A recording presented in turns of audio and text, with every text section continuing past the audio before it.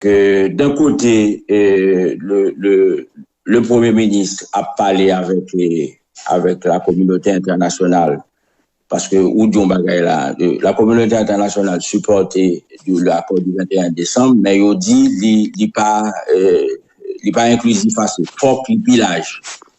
Donc, en ce sens-là, le Premier ministre, il a parlé avec la communauté internationale, il dit il a besoin d'accord, il y a un accord. Et puis, pendant l'a dit ça, il y a même dans leur entourage proche, il a préparé Adelante. Donc, Adelante c'est mettre en place le CEP. Donc, nous n'avons pas de problème avec ça. Nous, le Premier ministre a l'effectivité du pouvoir là, donc, il doit faire un CEP demain matin. Et sans problème. Et à ce moment-là, nous allons regarder quelle est la réaction du public et des partis politiques face à un CEP qui a monté par des partis politiques qui oscillent à tout le monde. Voilà. Madame Lalim, qui a fait mission dans une réunion semaine dernière à L'Oréal, il a dit que il n'a pas dit si l'élection a faite en 2023. Et il a souligné que la coopération tourne en rond dans plusieurs domaines, notamment sécuritaires. Sur la question des élections, et où elle parle élection, il n'a pas dit élection à faire en 2023. Au partage électu ça, si oui, politiquement, ça le dit, ou ça le dit. Non, moi, je l'ai dit tout simplement que ni le gouvernement, ni ses alliés internationaux, yo dans le déni et le mensonge aussi. Parce que Madame Lalim a fait promotion encore 21 décembre, qui dit qu'il a organisé l'élection en décembre 2023, et moi-même avant, avec tout le monde qui est censé connaître que c'est menti. Donc, ils savent très bien que l'accord 21 décembre, depuis le fin signé, est inapplicable et inappliqué. Ils n'ont pas qu'à faire élection en 2023 avec accord 21 décembre. Ça fait ça. Donc, à côté de problèmes sécuritaires. À cause de problèmes techniques aussi, M. Robinson. Là, dans tout pays, les pays ont fonctionné bien. Les gouvernements légitimes, toutes partis politiques d'accord pour aller à l'élection, il faut 18 mois entre le moment qu'on décide de faire l'élection et le moment où la guerre le premier bulletin dans l'urne. Donc, de mars à comptez 18 mois d'aujourd'hui après la voie qui bord. La voie jusqu'en 2024. Ouais. Je me dis qui ça n'a pas parlé là. Voilà un gouvernement qui signe un accord, il dit en 2024, 7 février 2024, là, il pouvoir, alors nous connaissons que jusqu'en 2025, là, plus il y a un problème de sécurité dans le pays, plus Mounsayo a prêté au pouvoir. Donc, et les alliés internationaux, que l'OEA, que le BINU, que tous les autres, ils connaissent très bien que c'est l'accord du 21 décembre, c'est dans le déni, ils n'ont pas qu'à faire élection en 2023. Donc c'est ça, pour ça nous dit, les masques, nous n'avons pas qu'à continuer à mettre les pays l'allié avec des dirigeants et des alliés internationaux et des partenaires internationaux, qui tout le monde mentir. Maintenant, si bien comprendre, bon côté par nous-mêmes nous parer pour nous discuter, nous monter bonne foi nous, c'est de l'autre côté qu'il faut aller chercher le problème? Non, jusqu'à présent, nous-mêmes nous parer, parce que si nous voulons faire complot pour jeter pour le ministre ou bien pour jeter le gouvernement, nous avons continué à faire discussion entre nous pour contre nous. Nous voulons faire un bagage inclusif. Le Premier ministre a envoyé ses représentants pour nous préparer une table de discussion inclusive. Et puis, pour nous préparer discussion, et pour nous préparer logistique, préparer thématique, préparer, il quitte table là. Donc.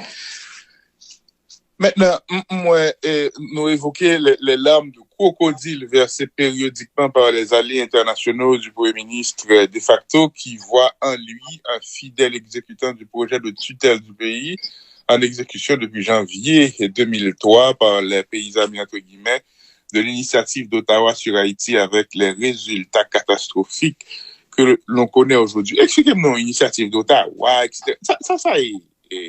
Bon, non, mais Alphonse, l'initiative d'Ottawa, sont pas simple. N'importe monde qui tape sur YouTube, initiative d'Ottawa, après une interview de monsieur Jean-Denis Paradis qui baille Radio-Canada, dans laquelle interview monsieur Paradis, en janvier 2023, les pays dits amis d'Haïti ont constitué le corps groupe et ils ont décidé de mettre le pays en tutelle pour 20 ans. En janvier 2003. Ça veut dire que pendant, et il dit très clairement, c'était suite à des ordres chaos qui étaient gagnés pendant le gouvernement d'Aristide en 2003. Donc les pays amis ont décidé de mettre le pays de Haïti en tutelle depuis 2003. Donc nous, les Haïtiens ont perdu contrôle depuis 2003. Donc c'est encore une fois et résultat de mise en tutelle pays depuis 20 ans, parce que 2003 à 2023, ça fait 20 ans. Et m'a rappelé aussi que depuis la création de la police nationale, c'est la communauté internationale qui a créé la police nationale, qui l'a financée, qui l'a formée et qui écoutait tout le monde là-dedans. Donc, cette histoire, là, nous dit les larmes de crocodile, c'est parce que les pays amis d'Haïti ont une part de responsabilité dans le chaos actuel, parce que c'est eux qui mettent les pays en tutelle depuis 20 ans. Donc, Madame Lalim Pakap, pardon, Madame, oui, c'est hypocrisie, Madame Lalim Pakap vient dire que, oh oui, nous avons ceci, mais non, mais vous avez la communauté internationale, mettez les pays en tutelle, d'abord sous chapitre. Depuis 2017, sous chapitre 6 de l'ONU, il n'y a pas qu'à dire, il n'y a pas responsable. C'est eux qui sont responsables. Et que nous-mêmes, les Haïtiens, nous devons être conscients que c'est nous qui prenons de ces pays nous en main pour nous capables de retirer le salier avec la communauté internationale. Nous allons continuer. Monsieur Alphonse, comment tu as comprendre qu'un dossier d'Haïti sorti, et depuis octobre, c'est depuis le mois d'octobre 2022, que sur demande de certains alliés internationaux, une requête qui m'a dit le déploiement de forces multinationales en pays pour venir aider le gouvernement contre les gangs depuis octobre. Dossier a discuté dans l'ONU, il sorti, il tombé dans l'OEA, qu'on a tombé dans CARICOM, qu'on a mis la montée qu'est-ce que ça veut dire ça?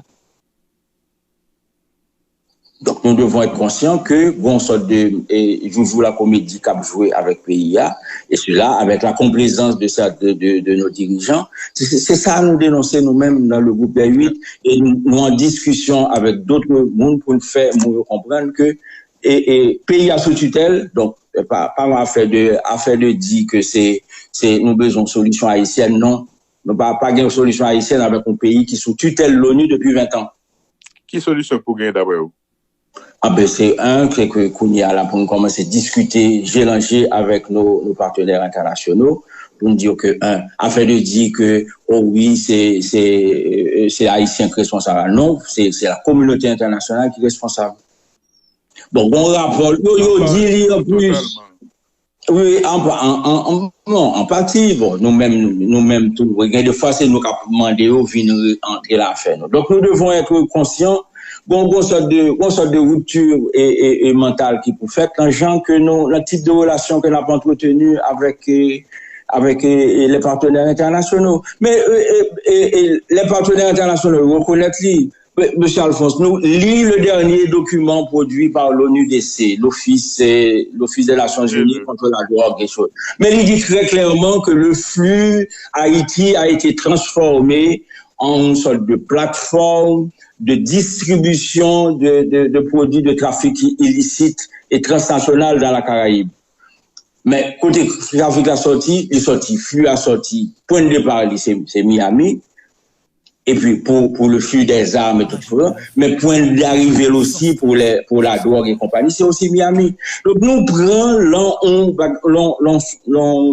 une dynamique transnationale et il faut que nous comprenions ça comme dirigeants politiques, comme gens de la société civile et puis pour entrer en discussion sérieuse et avec les partenaires internationaux, comment pour nous retirer le pays progressivement l'en flux de trafic et illicite international, transnational, ça, et quelles sont les choses à faire. J'ai pas arrêté à demander des forces multinationales pour venir, ça nous va même compte qui ça n'a pas demandé de faire.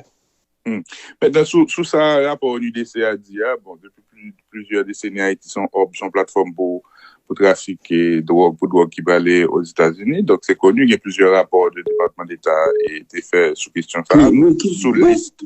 Bon, ça, c'est pas nouveau. Nous connaissons une réalité depuis plusieurs décennies, mais ce sont les solutions qui peuvent arriver. Maintenant, qui me retourner avec mon avant-dernière question avant de passer à Nicole pour le conclure l'interview.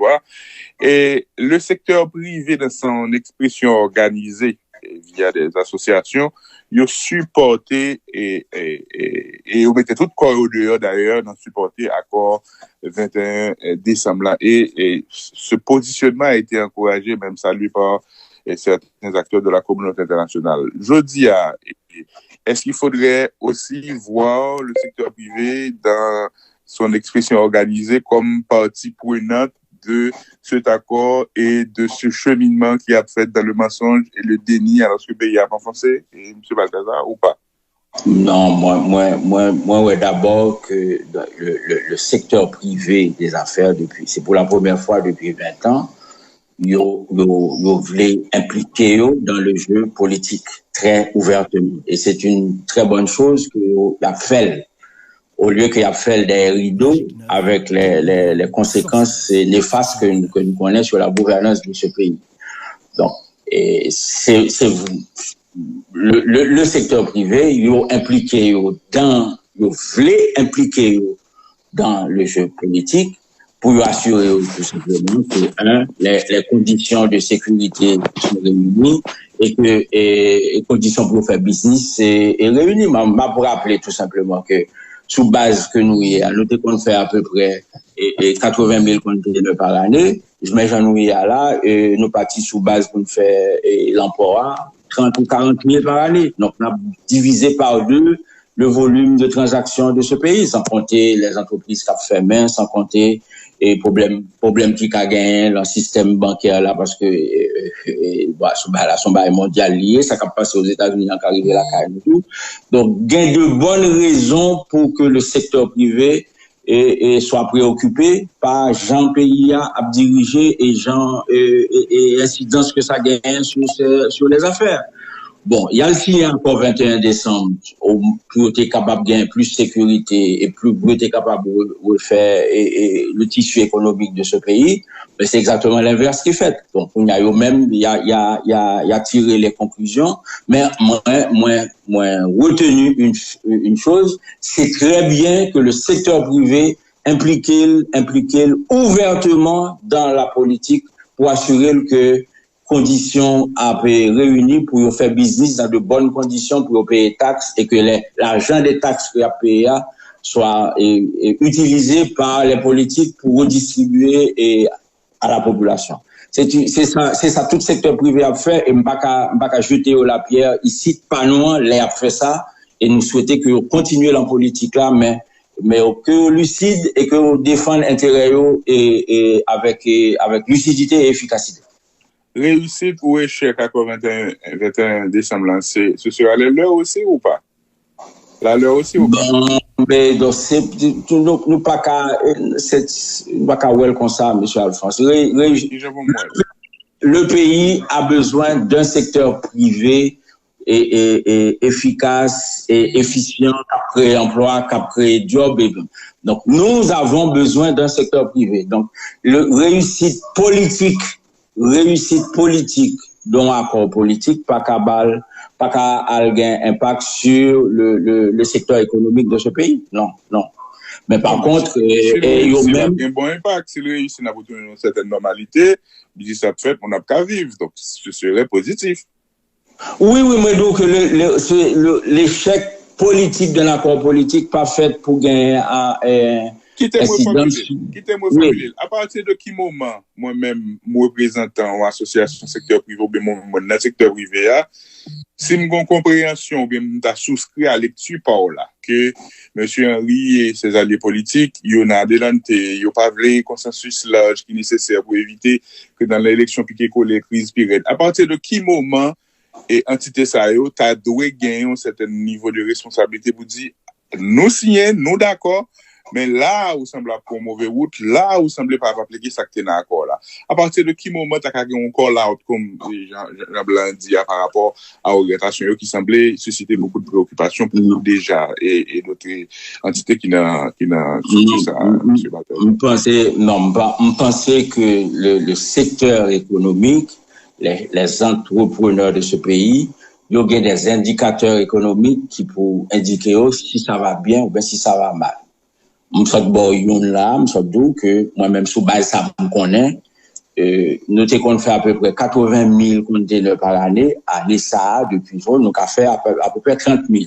Donc, si le secteur privé, si ou même le secteur économique, ils ont senti confortable avec une réduction de volume d'affaires de ce pays qui est divisé par 2, il a continué. Mais si par contre, ils ont commencé à rendre compte que les actions de ce gouvernement mettaient en danger le système bancaire de ce pays, mettaient en danger la capacité pour le pays ça pour le produit et richesse. Et même la capacité pour distribuer les biens et les services dans ce pays, à ce moment-là, ils connaissent quelle décision il y a pris. Mais moi-même, moi, trouvais très bien que le secteur privé s'implique dans la politique, dans le jeu politique, pour être capable de défendre l'intérêt, pour connaître à quel moment il a senti que l'intérêt a bien défendu par ce gouvernement sur la base des indicateurs. Bon de toi, oui, moi, dans des dernières questions, il y a des gens qui dans le cas d'accord là, il y aurait HTC tant qu'au Conseil de la transition, tant qu'une entité qui t'a supposé incarner un certain équilibre ou bien t'a supposé bailler un petit peu plus de force à gouvernement dans le cadre de travail consultatif, il y a fait dans garder et pour nommer pour remaniement ministériel, pour discussion pour CEP.